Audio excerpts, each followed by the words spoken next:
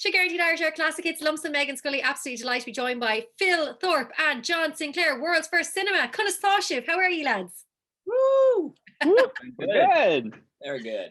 Now, We're here. before we started recording there, we were chatting saying you are LA based, and I have to say, I know the whole world is in a pandemic right now, but I just feel like maybe being in LA might be that little bit nicer with the sunshine. It doesn't hurt. That's a fair assessment. Yeah. Yeah. Everyone's fucked, but at least we've got sun whilst we're fucked. So, Yeah, exactly. Why not? Now, we were talking there, and I was doing some research beforehand. But for those who don't know about Worlds for Cinema, tell us about how you guys came together. John, you go ahead, man. Yeah. Well, we actually met at a buddy's board game night in LA, and yeah, it was pretty rock and roll. And yeah, we became friends pretty quickly, and then we started working on some smaller projects together, and we originally were going to do music for film together, and then it just spiraled completely out of control, and we started making vampire cinematic rock. So here we are now. Well, I tell you, it starts over board games. Maybe that's where I've been going wrong all this little time. I must get a few board games in my apartment. And Phil, I know what year did you come over to LA? And I know you had been in bands previous. Yeah. It's kind of a hard thing to put a date on, really, because when I first, was kind of coming over here and spending all my time here, I was still touring a lot of the year. So although my stuff was here, it's kind of this semi, anyone coming from touring will know what I'm talking about. It's I hesitate to say I was really living here through those years, even if I was spending that amount of time. But I think I'd consider myself 4 or 5 years of being more kind of solidly planted here at this point. I have to say, there's a great music scene though over in LA. Anytime I've gone over there, it's just there's something about it, I think, that's really just creative as well. And I found that anytime I've gone over, it's just I found it just really relaxing. And then, but just like that, you'd meet, like you said, you met over a board game. I remember you just be in a bar and you'd start chatting to people, and then suddenly, or even a couple of years ago, I came back from a night out and I had so many business cards. My friend was like, "Where are you going with all the business cards?" I was like, "I don't know, people hand out business cards over here. They don't give they don't just swap numbers, they hand out a business card." And then she was like, and emails and everything. I was like, "I don't know, it's what they do in LA, it seems." Yeah, it's a creative city, a lot of the kind of major elements of a bunch of different creative industries are all kind of based here, and there's a lot of kind of younger business types, and yeah, it's definitely like that. Chances of people running into people like that is a lot higher here, I think.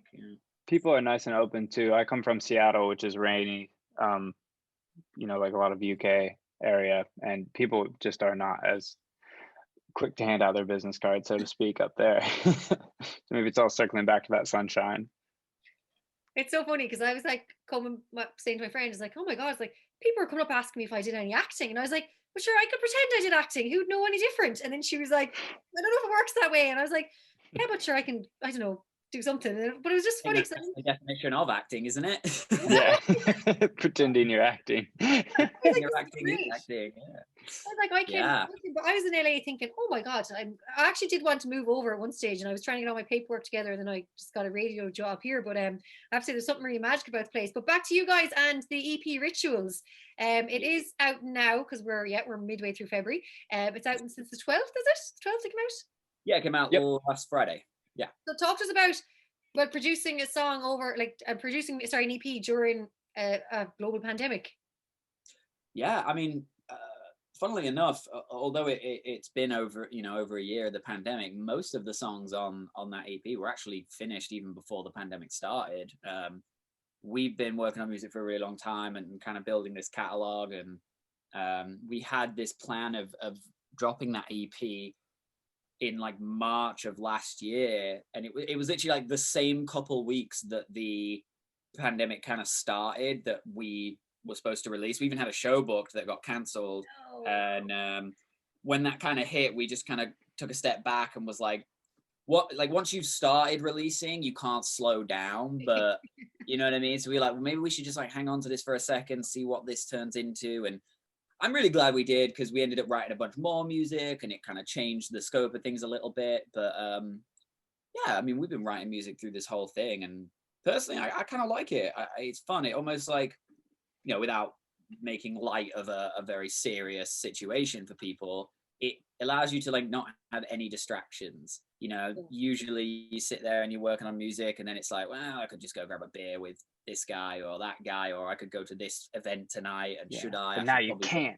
Now you can't. So the only thing to do is sit and make music, you know? Yeah. I mean, yeah, Phil and I have basically been like quarantine buddies throughout this. He's one of the only people I've seen for the last 8 months. So that's how that's been going. Chatting to like artists like every week now, and it's like a lot of them have just moved in together because with restrictions in Ireland, you're not allowed mixed households. So they just kind of all packed it in and moved in together. And I was like, how are you finding it? Like, do you need time apart? They're like, actually, it's great because we can work together now all the time and we can play around with stuff, and someone brings out a guitar and then someone starts writing lyrics, and they said it's just actually has been a really good dynamic. But what's the story with LA? Can you go into a studio, or is it completely closed off, or what are the rules?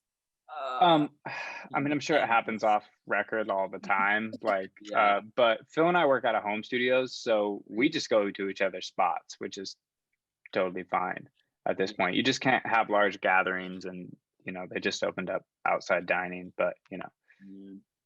Yeah, that's one of the lucky things about World's First Cinema. Like everything from the first note that's written to, you know, the mastered track at the end is almost exclusively just done by me and John. So we don't need to go anywhere or do anything to make it happen. Like it all just happens in our rooms, which is a real blessing for us. I know a lot of bands, you know, need to get out and work with producers and travel to do music, and that's really tough, but we're super lucky that we just can do it ourselves. So it doesn't really slow us down at all. If anything, it might even speed us up because, like we said, there's no distractions.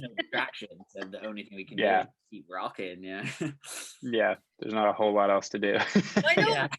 It's so funny the things that everyone's kind of starting to do, and I guess in the creative sense, people are being creative. Like the amount of submissions I'm getting like every day now is absolutely incredible because everyone's just at home and writing music and putting it together. And I chatted to a guy last week who has been playing in bands for years, and then he just because of lockdown he obviously couldn't see his bandmates, so he'd never produced anything himself, and then he was like, well, might as well learn now. So he has, and he's like in his 40s now, and he's there producing albums, and he's like I actually really like this. He's like, why didn't I do this all along? I love that. That's great. No, it's great. Everyone's That's awesome. But with your music, I have to say, I do love that kind of, you mentioned there, the cinematic sound. And I just felt like I definitely could see, like, you know, your music with like various like musics and or soundtracks and stuff of different movies and stuff. And I suppose being in LA, is that kind of the aim now for some of the tracks? Because I feel like it could be with any of the blockbusters, you know, that kind of way. That's what I felt when I was listening to it. I felt really kind of inspired. Ooh, interesting. Yeah, I mean, I don't know. I think the cinematic element is definitely like driven by Phil and I, and the kind of like spooky epic Lord of the Rings rock that we want to make, and less so by like the fact that we're in LA. Like I moved to LA because everyone else was in LA and it seemed like the spot to be, so I wanted to check it out. But yeah, I mean, that's where I met Phil, so there's that portion of it. But yeah, I think that sound definitely comes from like between Phil and I, and less so the location we're in. It's almost the reverse of that, isn't it? It's like, because when we first got together to make this, we were both kind of busy doing other things. And the intention for this project was purely to pitch it for like, you know, sync related things like movie trailers and soundtracks and that kind of stuff. So it kind of had that tone on purpose. And then it was like in doing it that we enjoyed it so much and felt like it could be more of like an actual kind of listener project. Yeah. Yeah. I mean, we definitely still always going to do the cinematic thing, and we want to have it in those kind of things, but not exclusively, I suppose. I must check out where those business cards are that I had from the last time I was over in LA. I bet you're really looking forward to like performing and getting on stage with this music now, like, you know, with me now as well, and kind of that big sound. I'd say you're only just trying to get into somewhere. Yeah, we were talking about it the other day. I mean, that's where the sound heads with a project like this, and like that cinematic element and like the hugeness and the witness of it, like that's really going to be felt on stage more than anywhere else. And that was the plan from the beginning. And then, you know, obviously everything that happened, so we're kind of biding our time. But yeah, that's going to be a big reveal. I'm really excited to take this live. Well, Yeah. I'll tell you, I'll have to make my way to LA when we can travel again and see you guys. We're going to listen to Youth on Fire now in a little while, taken from your EP Rituals. But I have to say, Phil Thorpe and John Sinclair, it's an absolute pleasure chatting to you tonight on Guaranteed Irish on Ireland's Classic Hits. And as I said, enjoy that sunshine. And We I can't will. more music. We'll enjoy it for you. Yeah, Yeah, we'll send you exactly. some. I know when you're on stage as well, and when we hear about you coming over this side of the world, do let me know because it'd be great to catch up in real life as well. Absolutely. Absolutely. Sounds good.